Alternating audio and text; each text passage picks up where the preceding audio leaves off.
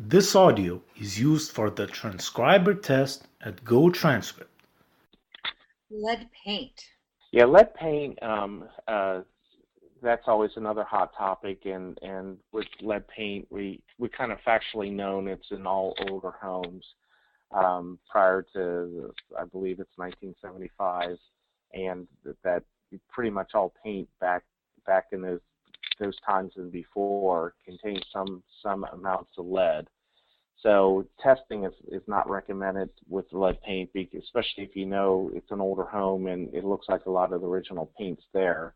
And the other thing with testing lead paint is you can test all you want in a room, and you might just miss the one spot that actually has lead paint on it. So it's almost an impossibility to test the whole house for lead paint without removing every single bit of paint and testing it, and then you got a cost factor. The mitigation of lead paint is pretty simple. You just got to make sure that it's covered with newer paint, that there isn't any chipping or peeling, and no friction surfaces. So basically with lead paint, you just got to make sure you do the right thing and cover, make sure that the potential lead paint is covered and sealed. And then if there's any kind of like on some old window frames type of thing, if the windows aren't working condition, the best thing to do is just replace the window frames with newer vinyl window frames. So it's just one of those things that you just got to make sure you know what you're doing with it and make sure you mitigate it.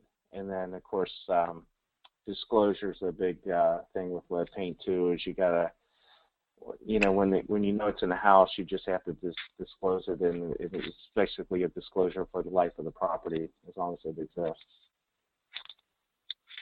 More red flags on the older homes. Again, this one talks about the roofs flashing and boots around plumbing vents and any kind of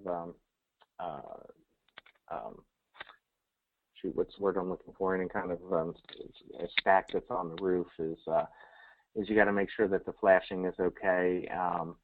A lot of the older homes have like cast iron vent pipes, and those are always hard to get boots around, and you find a lot of people will just put a tar, a roofing tar around it, which will work for a while, but there's actually a little bit more maintenance to kind of get up there and check it and make sure that it doesn't crack, or because that tar will last for a while, but once it starts drying out, it cracks pretty easily. So caulking is really silicone caulking is really preferred method of making sure everything's caulked properly. So This audio is used for the transcriber test at Go Transcript.